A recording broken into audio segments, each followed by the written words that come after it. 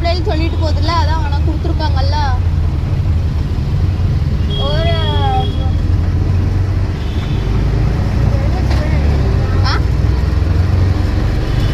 மராட்டியில் 14 கிடச்சிருக்கு.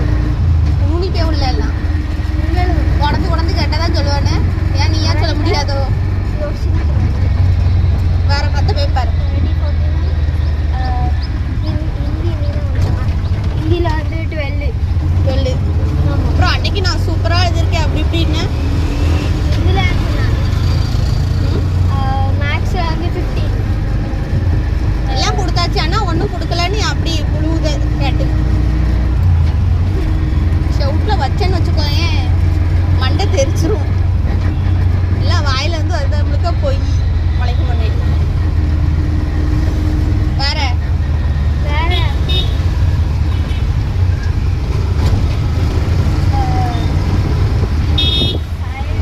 எல்லாம் பாஸா இல்லை எப்படி? பாஸ் எல்லாத்தையும். ஆனால் மார்க்கு கம்மி. சொல்லுதல் மாத்திரம் நான் படித்து கிழிச்சு தள்ளிட்டேங்க. நீ ஸ்பாட்டில் படிக்கும் போதே நான் தான் அதுக்கு தான் சொல்லுதேன். அன்னன்னைக்கு உள்ளதையுமே என்ன சொன்னேன், பாஸ் ஆகிறது மேட்ரு கிடையாது, எனக்கு மார்க் எல்லாத்துலேயும் ஸ்கோர் வரணும்னு சொன்னேன்னா இல்லையா? போன டைம் விட அப்போ இந்த டைமில் எதில் 12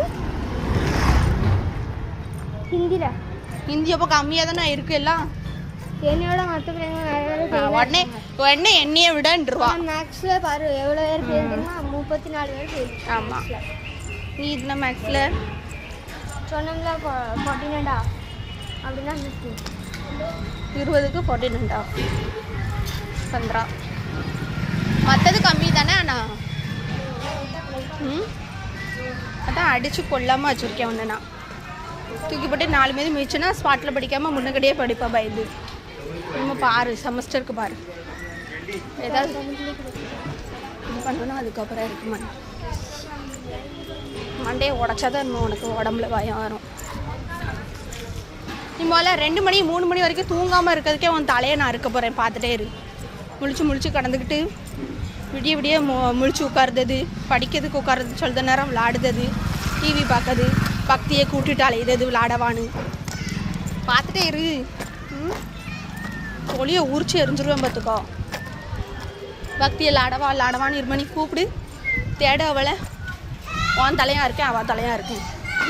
படிக்கவோ கூட ஃப்ரெண்ட்ஷிப் படிக்கணும். படிக்காமல் சும்மா அலைஞ்சிட்டு அலைவா கூட போய் ஊர் அலையதாவளை கூட சேரக்கூடாது.